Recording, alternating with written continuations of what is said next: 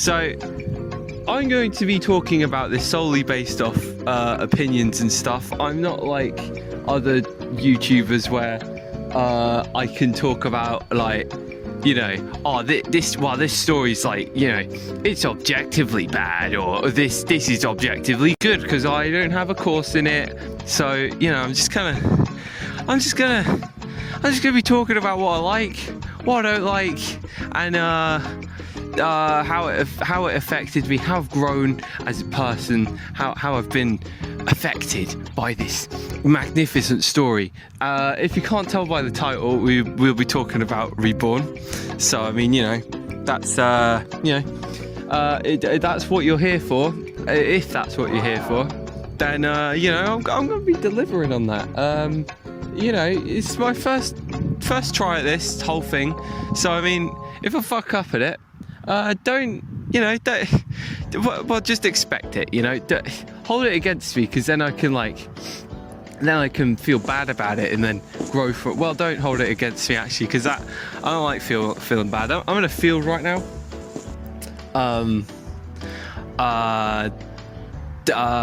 Because I don't want to disturb my roommates while I talk to myself here. So, you know, that's probably wise, I think. I'm hoping to review like other stuff in the future, just like other stuff that I like, you know. It's hang on, I'll turn around here because I feel like I'm talking at people. I don't like that feeling, you know. I'm not an aggressive person. Well, I'm really going off topic here already. We're like 30 seconds in or something. No, we're like 2 minutes in. By my recording standards, we're 2 minutes in, and I'm already going off topic, because that's just how much of a badass I am.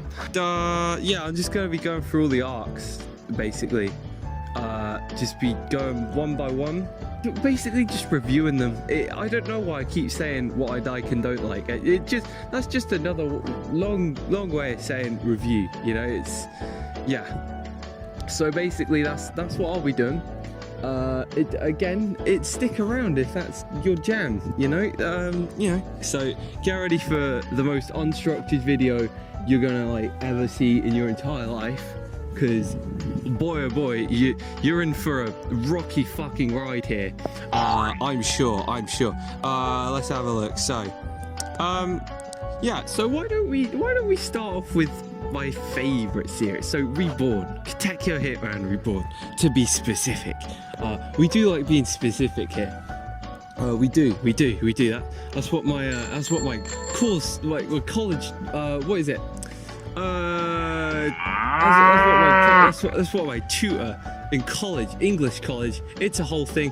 I'm going off topic again. Let's get back on topic. Let's just jump into it. So, okay, yeah, so I just realized that our going forward doesn't really have too many notable moments. So, you know, I'm gonna have to go through this in a different way. I was planning on going notable moment by notable moment, you know, but here I'm gonna have to like kind of go by introductory chapter for the characters, and yeah, and then I'll be going through a few chapters that, you know, I just kind of liked, you know, I was just really enjoying, you know, and then I'll be going through some stuff that I didn't like, because there's some stuff I don't like about this arc. Okay, there's some stuff I really don't like, and it's, yeah, I'll get into that later. So let's get into what we're gonna get into now, huh? How does that sound? That sounds good to me.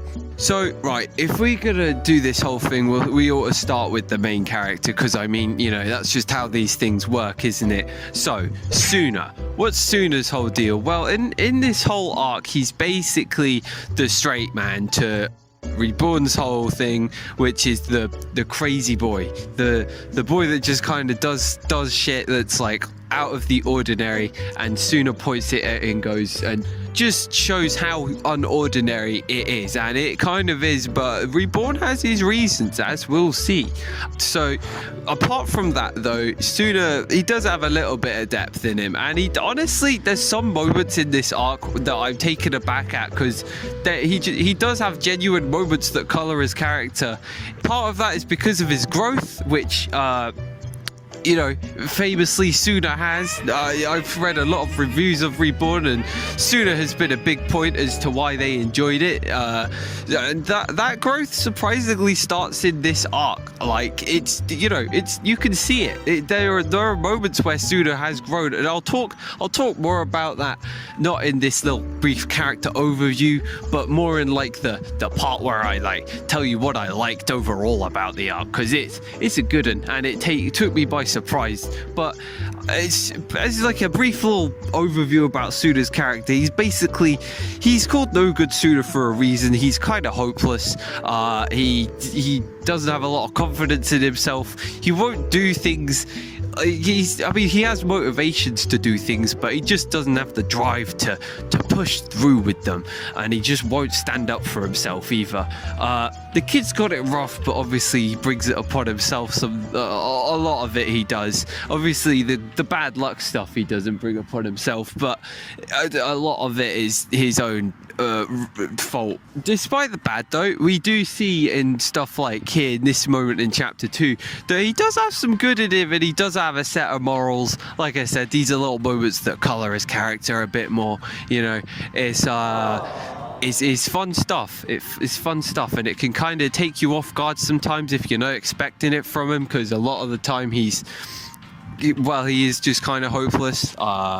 That being said, he does feel a bit spiteful in this, in the beginning of this arc at least. And I again, now getting ahead of myself here, but that is kind of a problem overall with this arc, which you'll come to see. I'll shed more light on this later, but it's only a problem in the beginning, where Suna's all kind of it's only a little bit of like, it's just like a little bit of poison in his dialogue sometimes, you know. It's like a little, you know, it just feels a bit off for Suna sometimes. But again, that could just be part of his growth that I may be missing. I don't know. Let's move on anyway to the good part. So there's a good part.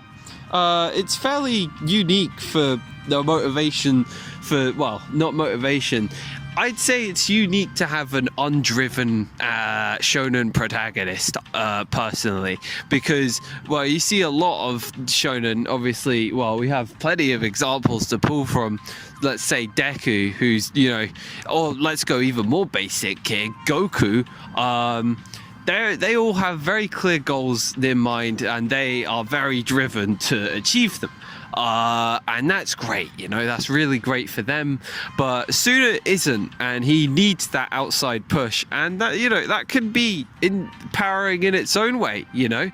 I should move on. I've said basically all I wanted to say about Suna, but yeah, basically, unconfident kid, pretty unmotivated, pretty hopeless, with little bits of good in him, and little moments where we see a deeper psyche into, oh yeah, he obviously cares about his friends. I don't know if that was really worth talking about too much, considering we're talking about Shonen Jump here. So I mean, you know, did you really need me to say that? But yeah, he cares for his friends, and quite a bit. And, you know, good on him, because they're good friends, to be fair. And again, I'll get into that more later. There's a crow that's sort of just eyeing me here, and he really, I don't know what he wants, but he keeps looking at me. Yeah, that's Sawada Tsunoyoshi. Yay! Right. Anyway, so yeah, we have Reborn, the other main character, not the secondary main character. He is the other main character. He is just in the spotlight as Suna. He deserves it, okay? He is on the front cover of the volume, so that is how I shall address him. He is the other main character. I don't know why I'm making such a big point about this, but it's important to me, I guess. Well, first of all, when in he looks kind of dumb, doesn't he? Like, if you look at this first panel here, he looks a bit silly, but obviously I think, considering the arc we're dealing with, it's pretty fitting, I'd say. You know, you can't fault the design here. It's not meant to look cool, it's meant to look dumb, because this is a fairly dumb arc. So yeah, Reborn's whole thing is he is shrouded in mystery, absolutely shrouded in mystery. We know nothing about him other than he's a home tutor from Italy, and that he can fuck people's shit up. Like, he can really make your day go sour super quick. Despite this kid's size, he doesn't take any shit from anyone. I mean, he's introduced with, you know, as soon as Suna laughs at him, he knows he has to establish dominance somehow, and he does that basically by beating the ever-loving crap out of him. He does that. He will continue. That's not going to stop here. That is a trend that just kind of keeps going through the whole series. Not even just this arc. It just kind of, him just smacking him around is just always a thing. But yeah, he's always in control of the scene, and he has a very practical mindset about things, and a very sort of, he does pretty outrageous stuff to teach Suna lessons, but that's where the entertainment comes in, because some of the stuff's just so stupid and ridiculous to the point where you just can't help but like just kind of chuckle at how the situation itself that he's created. But yeah, we obviously then get little moments of care for Suna in Reborn's dialogue, you know, and that's always refreshing to see. It kind of keeps you going, because it reminds you that he's looking out for him, you know, and there is an end goal here to do with Suna becoming a mafia boss, you know. Next we are, well, not next, Suna's mum was actually the second character that was introduced in chapter 1. But yeah, there's not a whole lot to her character in this entire arc. Most of the time she's just kind of a sweet, lovable mum, and that's all she needs to be, really. She's just a caring mom, and she can do no wrong. Like, I mean, she can, but like, you know, Gokudera is basically Suna's right-hand man. After, well, he isn't at first. It's pretty surprising in that chapter when you see this. Because I know how Gokudera is so loyal to Suna in the rest of the series, it just took me off guard, okay, when I first saw him smash his desk and Suna fall to the floor. Not an important detail. We're going to move on now, because the meat of this character is basically that he's Suna's right-hand man, and that his whole life is kind of revolved around that now. He's so dedicated to this role that he bounces off other characters, really. I mean, in a good way for us, in terms of like entertainment and all that. But yeah, because he's so loyal to Suna, he doesn't really play well with other characters, and that makes it really entertaining to watch when any other characters even try and reach out to Suna or him, or maybe they're like Ryohei, that where it's just that his very existence just kind of rubs him the wrong way because he's loud and annoying and keeps snuffing out his cigarette. But yeah, even he shows very rare, but like the genuine moments of just being a friend to Suna. Like here, would he get like an orange juice or something from the cafeteria, and he's just kind of saying to Suna, they've got like new juice or something. I can't remember what it looked like exactly, but it was something along them lines, and I just thought that was a sweet little thing. Yamamoto, he's just kind of like a sweet guy. He's a really nice guy, and that's his whole thing. He's also oblivious as all hell, and that's kind of adorable in its own way, because he's just kind of always making a joke out of things. He's always looking to break the tension, and that's sometimes a real good thing. He's a good boy. I don't know what else to say about him, to be honest.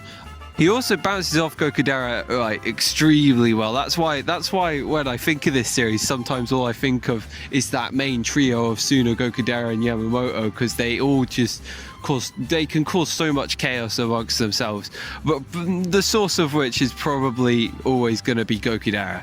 Lambo is basically just like a realistic child, and at first, when I first watched this series, I didn't like that. He was kind of a bit annoying. I didn't outright hate him like most people did, but he's just kind of annoying in the background. I just don't really, he's just kind of a realistic child. Like I said, I haven't exactly looked past that. I've just kind of gone with the joke. Yeah, I get it. Because the thing is, you know, every time he appears, and he always just does appear. He appears out of nowhere. I don't know why I find that on it so funny, but he just always seems to appear out of nowhere. Every time he appears, you know something's gonna get fucked up, or he's gonna get fucked up in some stupid way. Because again, he doesn't play well with Gokudera. It's always Gokudera. It's always I don't know why I'm kind of attacking this kid at this point. I don't know. I'm sorry, Gokudera.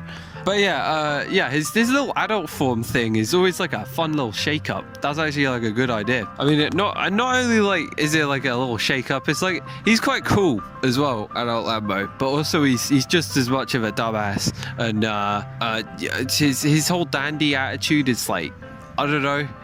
It could just contrast with the situation a lot sometimes. Haru is pretty adorable. She's always looking out for the kids, and that's basically how she's introduced. And that's sweet on its own. She's always so protective and lovable.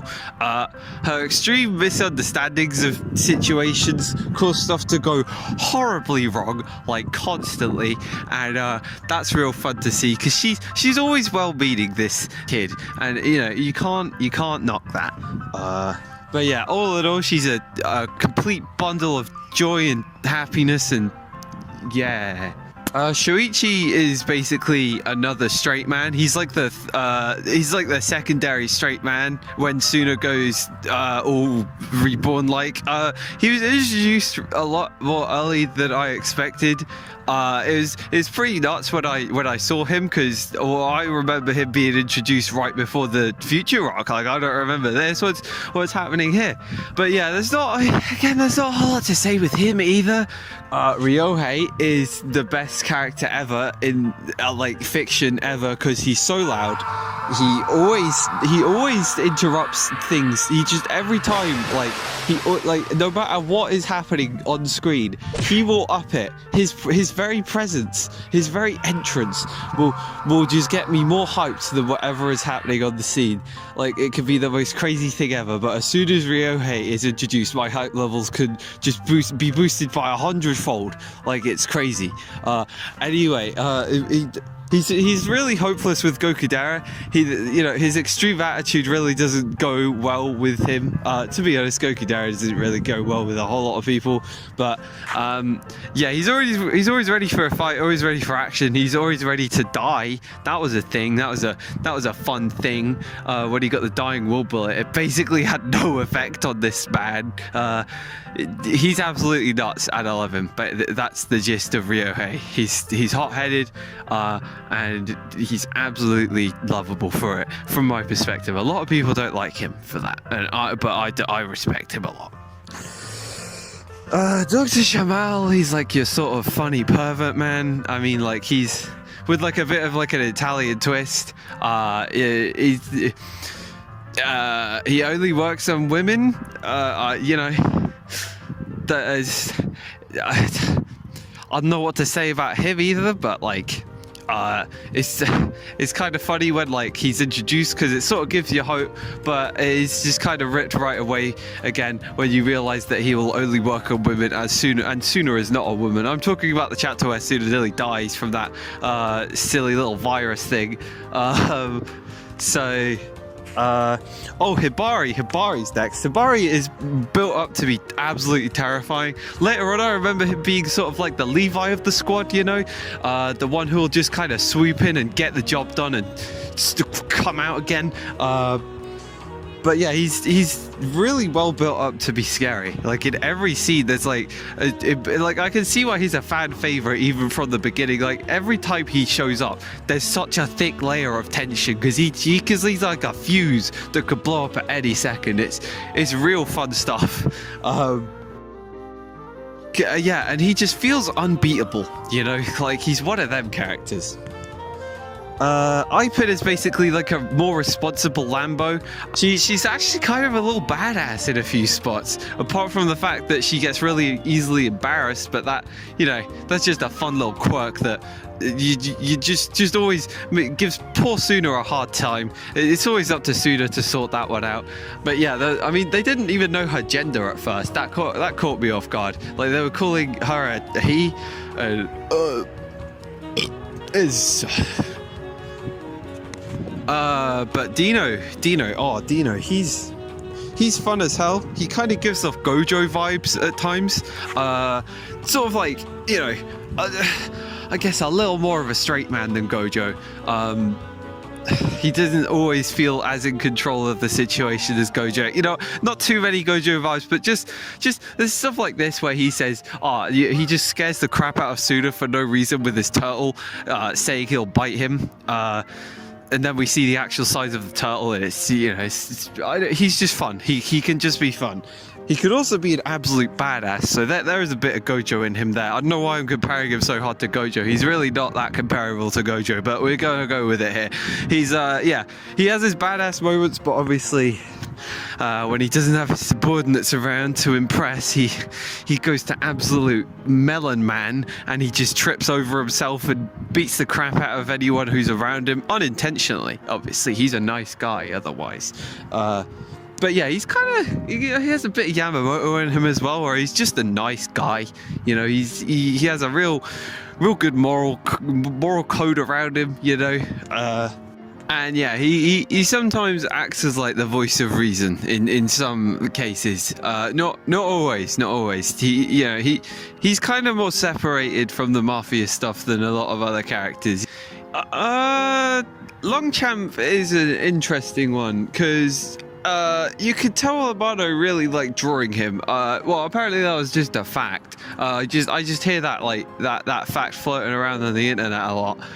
That she liked drawing him, and you can kind of tell. You can kind of tell because all the accessories that guy has. It's like, you know, it's absolutely insane. You can see all the detail and everything. Like, she spends a lot of time drawing that man, and she enjoys it. You know, that's kind of clear to me, at least. Apart from that, he was just kind of pushed out, I think, for being annoying, maybe, and I think that was kind of the point in a way. He was very energetic and in your face, sort of. I kind of liked it though. Like, his whole, in every panel he was in, he's never static. He's always in some stupid pose with his like wrist flicked, and like he's just always on the move. You know, he's got a lot of energy, and he has a lot of affection for people as well a lot of the time, and I think that's sweet. I think he's a cool character. I think he's maybe a bit harsh, but I can see why people didn't like him so much. Basically, he was a twat, but in a good way, you know. His main sort of gimmick that he introduced was the desolation bullet, and it was kind of like the counter to the dying will bullet, where you'd get all like feisty and ragey in the dying will state, but in the desolation state you'd get all sad and kind of depressed, and you'd talk about your feelings. And I honestly feel like that had some potential in like later arcs, you know, or just potential to color characters a bit more. I keep saying color characters, it sounds smart.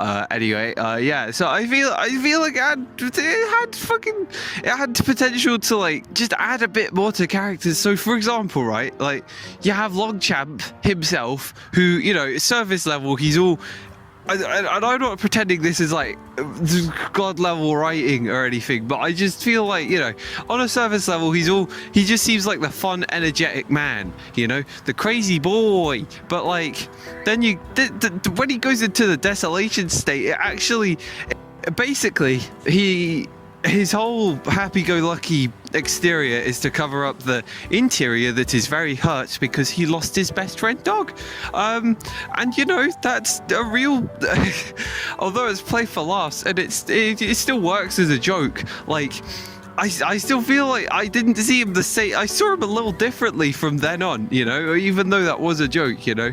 And even with Ryohei, like when he gets the desolation bullet, he starts talking about, well, you know, I know people don't want to join the boxing club, but it's what I like, and I want people to join in, and it's dying and all this. And again, that kind of, I see Ryohei just a little bit differently after that, you know. Even though all that at the end of the day is still played for laughs, but I could definitely see the whole you know, ugly girlfriend thing getting tired as a joke later on. So yeah, okay, maybe it was a good move to boot him out, but you could have just cut that joke out. Like, I feel like he could have worked in later arcs. You know, other characters got toned down in later arcs when it got more serious. I can't think of an example now. It's just a feeling I get. I don't know. I'm not at them arcs yet. I haven't even I haven't got over the Mukuro arc in like 2 years. Okay, give me a break. Okay, but anyway, yeah. Futa is a sweet little boy. That's like basically half of his character right there. He's also got like some interdimensional sort of intergalactic thing going on with his whole ranking system. His whole ranking thing is pretty fun, to be fair. It gives way to some funny little jokes and some pretty fun situations. And the way Futa uses it is you know, it's creatively used in some cases, and I appreciate it. You know, it got them out of this sticky situation where Futa was all cornered. Futa nearly solved the case by making some goons turn on each other by listing out some rankings about each other, and he made them turn on each other, but obviously it didn't work in the end, and Suna did have to sweep him. But I still feel like it was a fun use of the rankings, and I appreciate it. And yeah, we're nearly. It's the last character introduced in this arc, I think. Colonello. Yeah, he's a tough boy, a tough little boy. His baby design has the same sort of doll face, stupid look as Reborn, and I'm digging it a lot in this arc. He's not made to look cool. He does have a little suave about him, you know. He has a bit of swag. Just not too much, you know, because he is at the end of the day a baby, and he's played for laughs a lot of the time.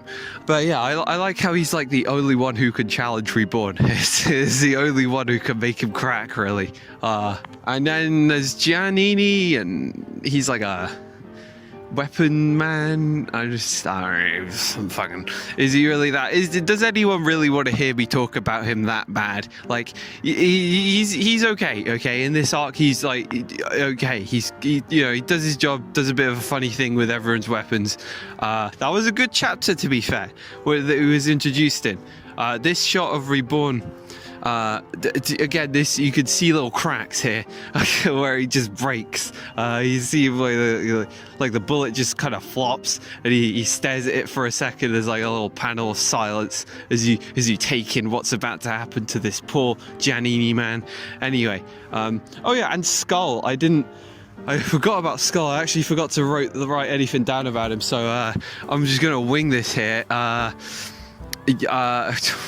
don't know. Skull's hilarious. He's my favorite Arca Boleno, so this shouldn't be too hard. I like how much of an idiot he is, and that is basically it, because in this arc that is basically all he is.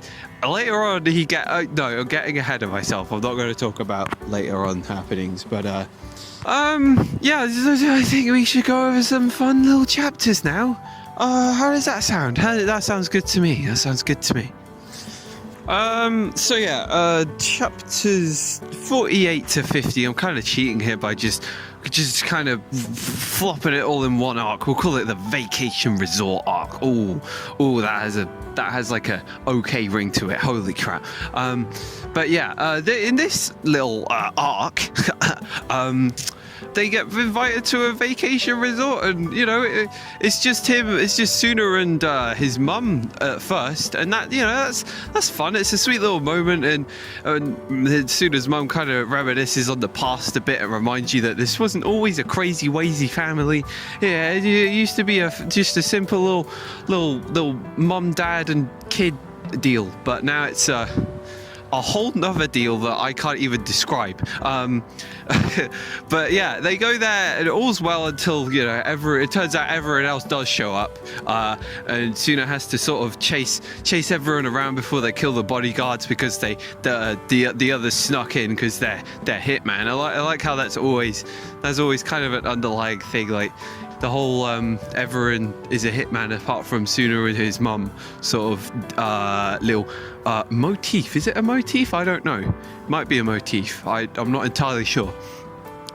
Anyway, in the end, they don't kill the bodyguards because the bodyguards actually just kind of want to interview Reborn because he's such a badass. And again, it reminds you that this kid is fucking insanely famous and he's a powerful boy. But yeah, they get there.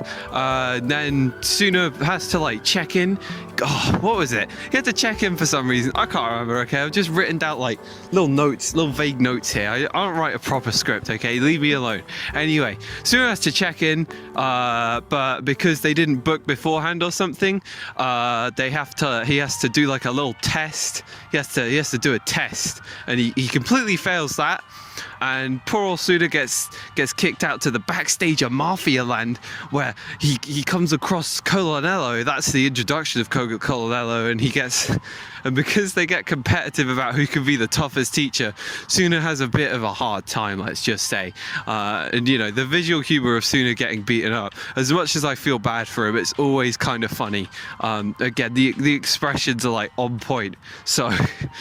But eventually Skull attacks the island, and there's a funny little moment where Soona's kind of Gokudera just screws everything up for Soona in his excited ways, and he puts all the responsibility on Soona accidentally, and Soona doesn't want it. That never gets old for me for some reason, and it all gets resolved by Reborn in the end, which is a rarity in these chapters, to be honest, because normally it's left to Soona because Reborn's trying to train this boy, but no, Reborn's like, I'll cut you a break, kid, in a way. And there's kind of like a hype little fight with all sorts of twists and turns where Reborn shoots Skull, but it looks like Skull deflected it, but no, he was just kind of enlarging his hands to confuse the octopus he was controlling with his hands. And then Reborn wins, and it's, you know, it's fun bunch of chapters. Let's move on to. Oh yeah, by the way, there's like a chapter with Baby Ukudera and that.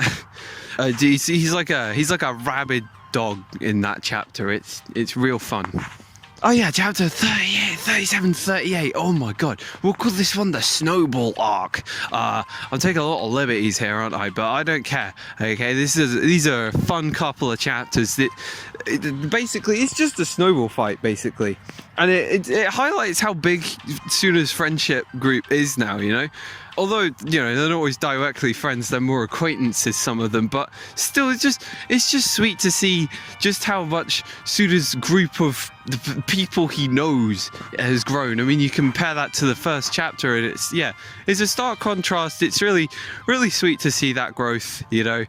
But yeah, basically, it's just a bunch of ridiculous things happen with this snowball fight. It turns into basically like a all-out war at some point, and I think Dino just starts shooting snowballs with bullets in, which, you know, that kind of defeats the point of a snowball fight if you're just going to put bullets in a pistol covered by snowball. Like, that's. But it has like a real feel of just friends goofing off, you know, and that's important because you won't get that in other chapters later on. I'm getting ahead of myself again. But yeah, real sweet chapter, and the best part is Reborn wins in the end because he's such a badass and he doesn't care. So, chapter 54, Soona has to learn how to swim because otherwise he has to learn specifically how to swim 15 meters, otherwise he gets lumped in with the goyles, and that'll be embarrassing, so he doesn't want that. And he basically has to ask his friends to help him swim 15 meters, and for some reason he thought Yamamoto would judge him for not being able to swim. Like, Yamamoto's not a judgy boy, he wouldn't do that. Come on, Soona, come on. Anyway, yeah. They all try and help him as best they can in their own stupid ways that still catch me off guard, even though they're still very in character, but they still catch me off guard. Like, I guess it's more that like we don't see a whole lot of Gokudera's like smart side, and just when he busts out the protractor and stuff, it just catches me off guard, that sort of stuff. But yeah, in the end, through some trials and, you know, a lot of bullshit and a bit of confidence boost from Reborn. He genuinely gives him a little pep talk and a bit, Soona genuinely gets a bit of confidence from that, and it shows that Reborn genuinely cares, which that will matter later. I will go over why that matters so much. The fact that Reborn is showing some affection here. I'm getting ahead of myself again, but in the end, Soona does learn how to swim 15 meters. It's a sweet ending, But obviously, in the end, it turns out it was breaststroke he was meant to be practicing, and he practiced front crawl, so that doesn't go too well for the hero man. Oh, this is a good chapter, yeah. Goku Dara gets promoted, and he has the option to go overseas, but he just have to leave sooner. And Reborn tests his willingness to do this by basically just saying, yeah, no, you're useless to him. You just go. And Goku Dara is about to go, but in the end, he decides not to, because there's a really sweet moment where, Soona at first he's saying, oh, but he's kind of a useless right-hand man and everything, and he kind of scares me as a right-hand man because I don't know what he's going to do, and it's all these negative things that kind of build up to this one positive thing that he has to say, which is, but as a friend, he's really good and great, and I couldn't ask for anyone better. And I thought that was really sweet, just from the way that it was initially, looking that it was going, like Soona was just going to complain, but yeah, no, so that's just a really sweet ending to a chapter, and kind of adds a little more to their relationship. This one's a cool one. It's like chapter 43. The boys need to go to a Sakura viewing, but Hibari has taken the only spot they can take. And they have to fight for their spot. They basically have to fight Hibari, which, if you know anything about Hibari, that's a difficult task to pull off.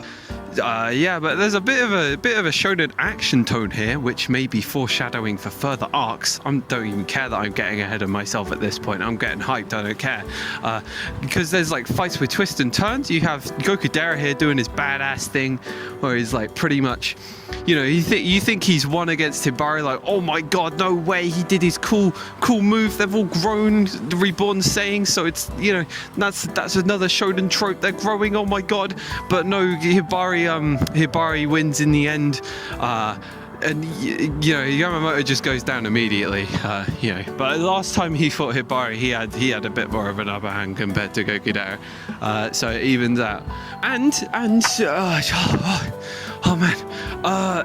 Before Soona fights Hibari, he basically says, but how can I, how can I?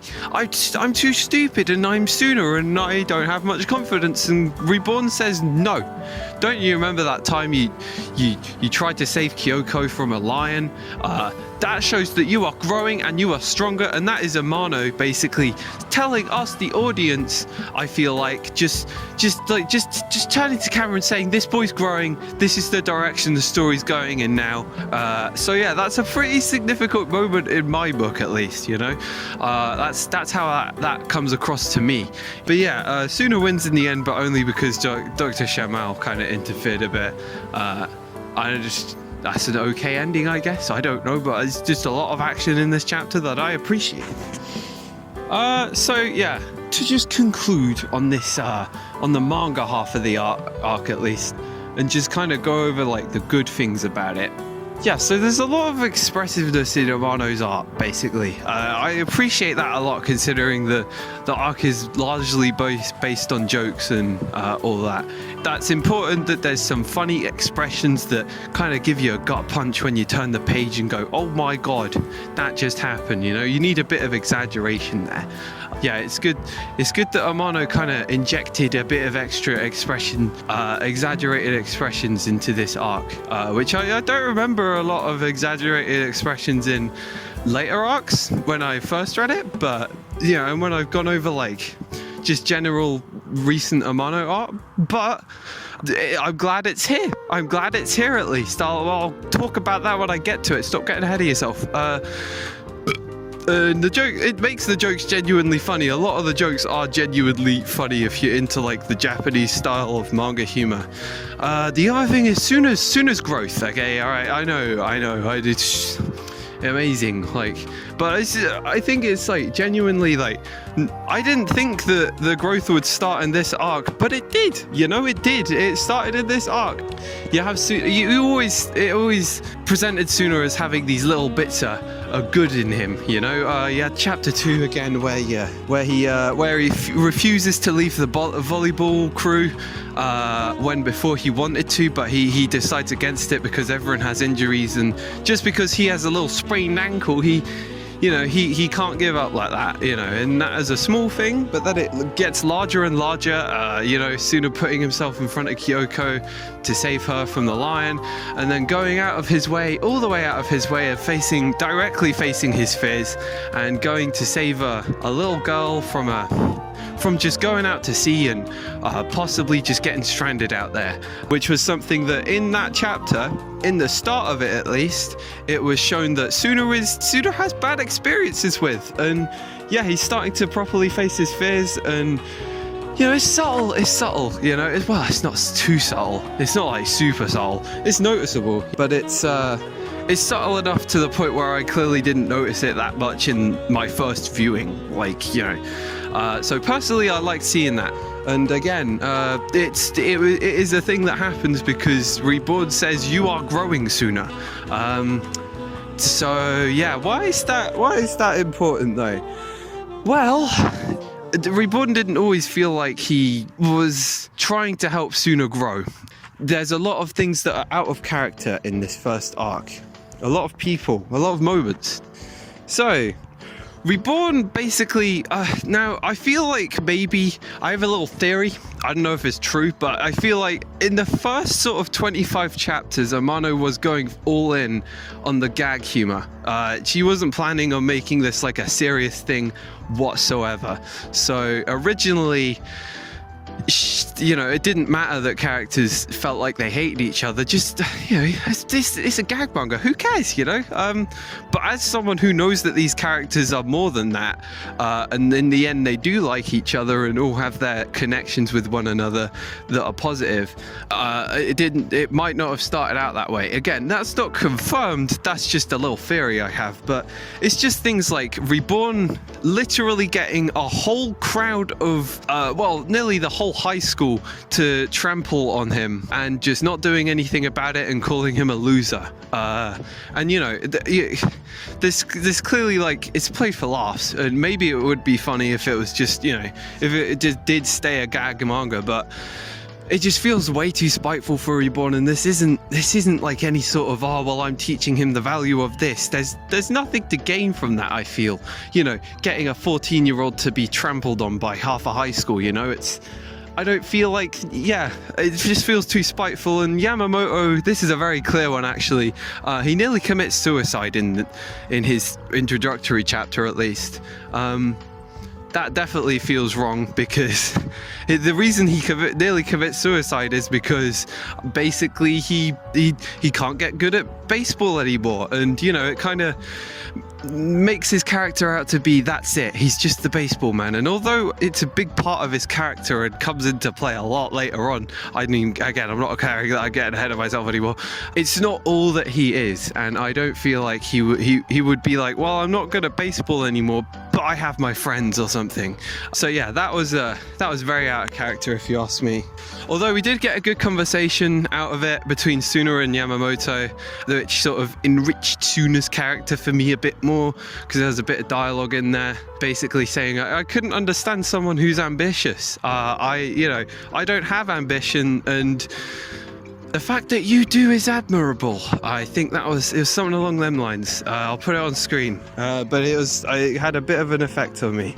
The last thing I want to bring up before we move on to the anime is, so one more example. In chapter 32, Gokudera feels all useless. This is a different chapter to 61. And I feel like 61 is a bit of a, you know, an apology. Well, not an apology. That makes me feel like the chapter's bad. But yeah, in this chapter we get a little glimpse into Gokudera's past, where he's basically being useless as he's being trained by Reborn, and he goes off. He's all sad about basically accidentally hurting Suna, as he usually does, and questions whether he should even be the right-hand man.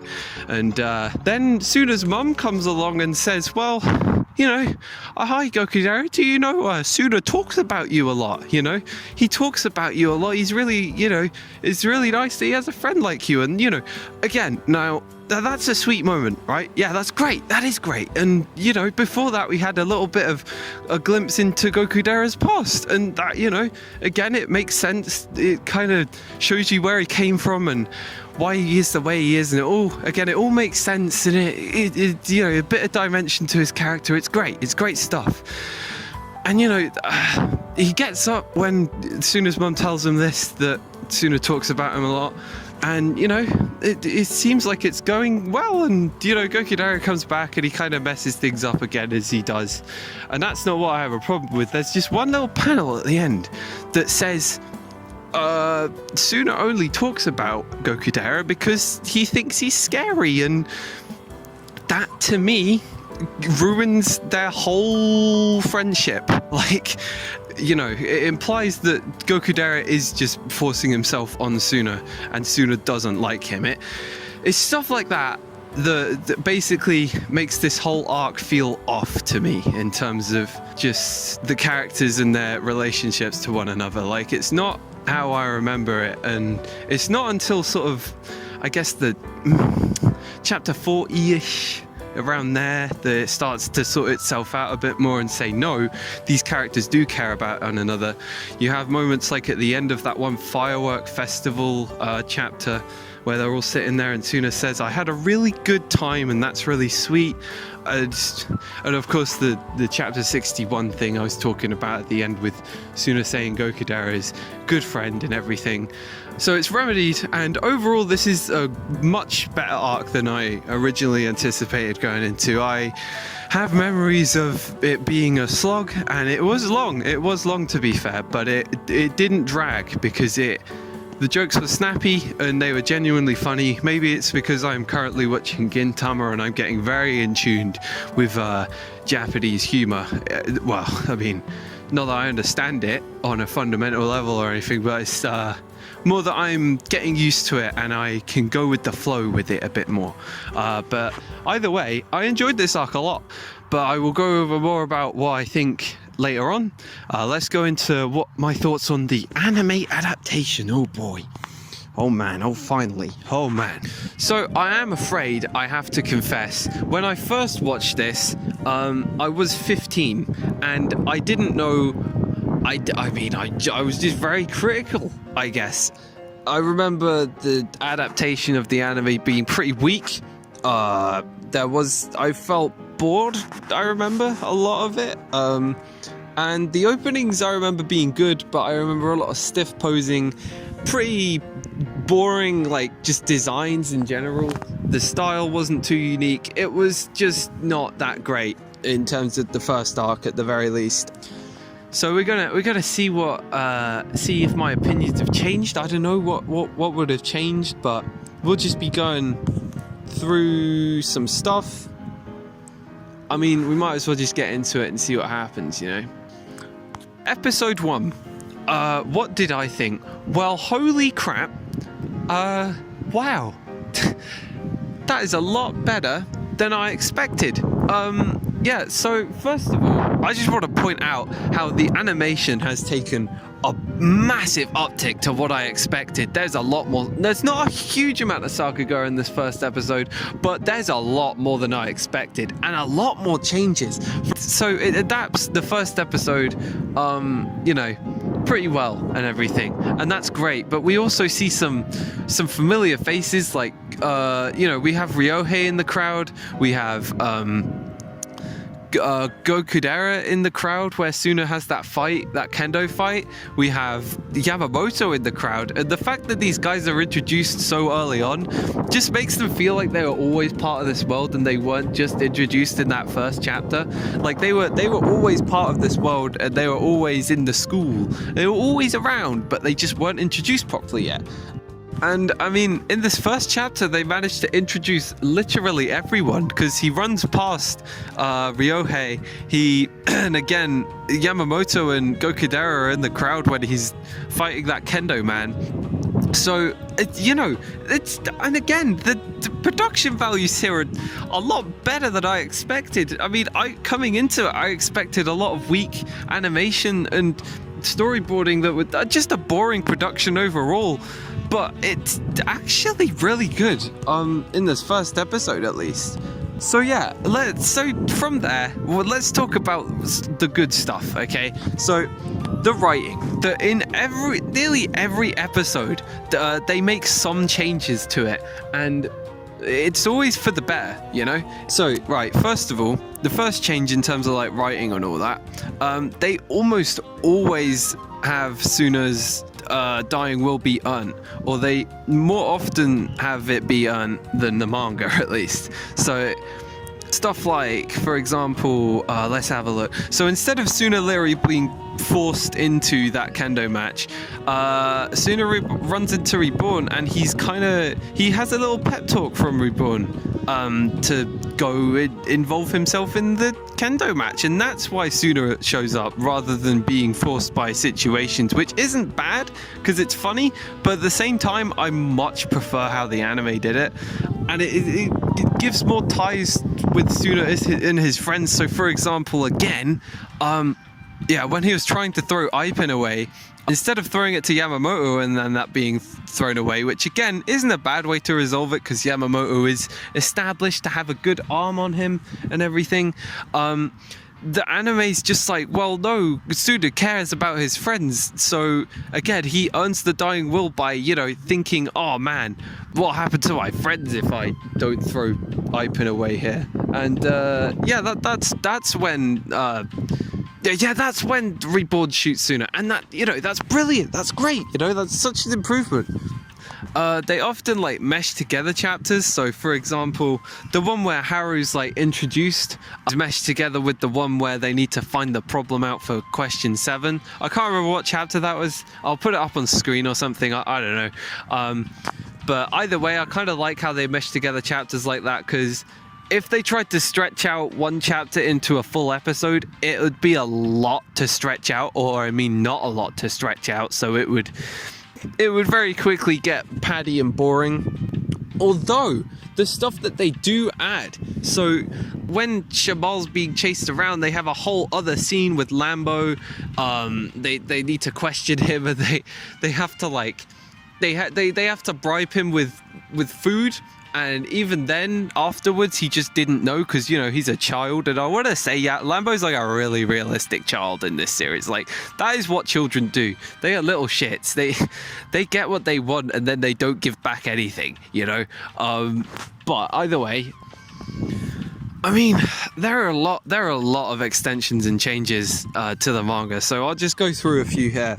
Dino's backstory is kind of extended, which I like. It's just kind of nice to see that. And he has a little talk with Suna at the end of that episode, where Suna asks what it means to be a mafia boss. And, I mean, it's not all too complicated, but Dino just says, oh, I do it for my friends and all that. And that, it's not... It's just a nice moment, It's nothing too complicated, but it just adds a lot with that little interaction, Ryohei versus the bear on the arcade fight, that's real good, because it's a nice little subversion. He's talking that whole chapter and episode, he's talking about fighting bears, but at the end you just see him fighting him on a goddamn on Street Fighter or something. That's just really funny because it comes out of nowhere. It's stupid. There's some other stuff with bears. So in the chapter and episode where they get lost, there's a side saying beware of falling bears, and there's there's like actually falling bears and they're like twizzling around, and he like folds his arms like he's like, it's just so stupid. Like, I do wonder if like Amano actually wrote some of this stuff, because I know there's arcs later on that Amano had a lot of involvement in that were anime only, but anime only stuff like this, like, I wonder if Amano actually came in and wrote some of this herself, because it's just so ridiculous and great. Like just the way they twirl down, and the bear's like has such presence, because it's just got his arms folded, like, that's right, I'm here, and I'm here to stay. Like, it's just, oh yeah, they also show Suda doing a lot of good deeds, you know. So like, for example, where he's got like, so there's like an old woman who drops her oranges, and he basically just like he stops to help pick them up, and you know, Suda's a nice guy, so he does stuff like that, you know. It shows his more caring side, you know, and I feel like that's important to show, especially considering he's meant to grow in the future. Going back to that other episode where they get lost in that, like where they just get lost in that whole area, just Gokudera here, you know, in the manga it's sort of like skimmed over, like, oh, it's an evil spirit or something, but Gokudera really goes all in here, and his voice actor is so good. Like, you could just hear him, really, you can hear the desperation in his voice. Yamamoto giving people too many chocolates in that one festival episode is also real fun, because that's very in character for Yamamoto, and he's just kind of fucking everyone over by doing that. But he's just, again, he's too much of a nice guy, you know. He can't hold himself back. He's got to give people too much of something, and you know, Riboko's karate class is also real fun, and every one of Haru's little imaginary bits with Suda, it just kind of adds a little context, a little funny context to what the fuck she's thinking.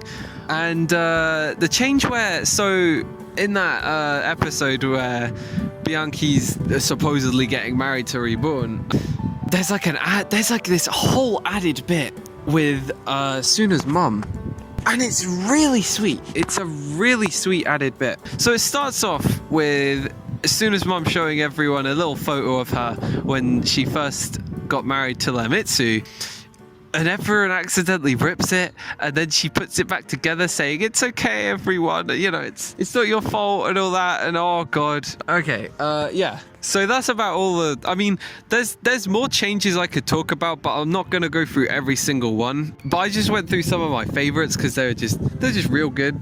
So, but that's a lot more than I expected. It kind of makes me appreciate the anime a whole lot more, because I remember shitting on the anime a lot around, like, you know, just online.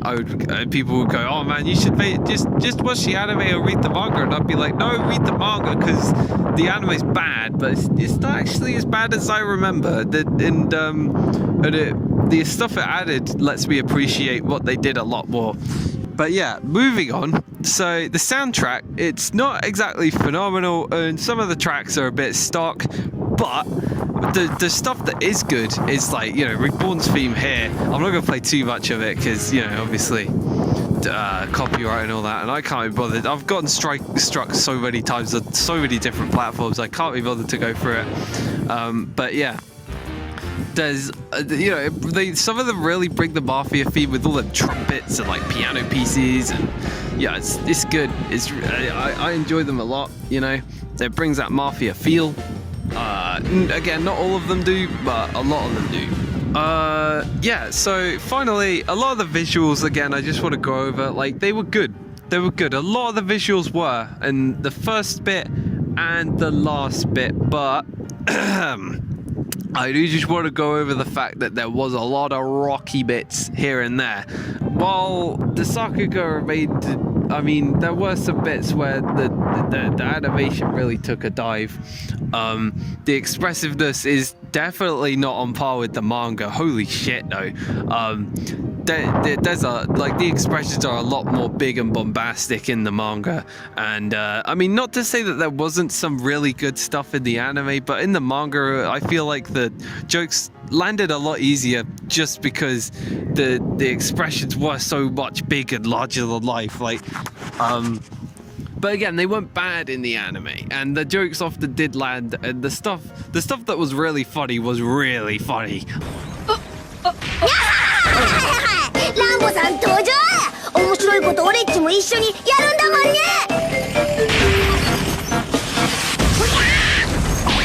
Like, there was some good visual stuff there. It's just like, look at Suna here. Look at Goku there. Like, you know, these aren't like these look like they should be like the shots that are like far away, you know, and that's why they're like badly drawn. But no, this is fairly. I mean, it's not super close to the camera, but it's like a medium sort of shot to the camera. So Suna should at least be drawn fairly competently. I don't know. But yeah, again, this is a really heartwarming arc, especially by the end of it. You know, it's fun, it's funny, again, it's heartwarming, it's just a real smooth sail. If you want just a show or thing to read at the end, that just kind of makes you feel good and know that, you know, all the characters they're just all friends, you know. I would pick this up. I would try this. It's really good stuff. And the anime took me off guard here, so maybe, you know, maybe this won't just cement itself as my favorite manga, but also my favorite anime. I don't know yet. We'll have to see. But you know, it's a really light-hearted tone that I really appreciate, and you know, that's kind of it, really. I don't know how long this went on for, but in my recording it's gone on for like 1 hour and 45 minutes. That's a whole lot more time than I expected to be talking about this in the middle of a park with loads of people. But either way, I hope this was a successful first video. I don't know if it was, but it's, yeah, overall good arc. Lots of really fun characters. The characters are fun because the fact that they're all dialed up to 11 just really means that they all bounce off each other so dramatically and stupidly, and you know, it's good stuff. It's real good stuff. So I will see you later in the next video when we go over the other arc, the next arc that may or may not be a bit more serious. I don't know. But anyway, I will goodbye, you know. Bye, you know. Bye. But yeah, I mean, I just want to also say, the dying will itself is a pretty interesting concept. You know, you have this, like, this power that, just the fact that it's like, it takes your dying, like, what you wanted to do, and it forces you to do it, and it's just kind of, I find that interesting, because there's a lot of potential there that could be explored. It's explored fine here. I'm not saying it hasn't been explored. You know, it's basically used as a vehicle to show Suna what he should be doing, or what opportunities he could be taking and benefiting from. And yeah, it's a good way. It's a good way of sort of training Suna and showing him, directing him in the good direction. You know, get in the good direction.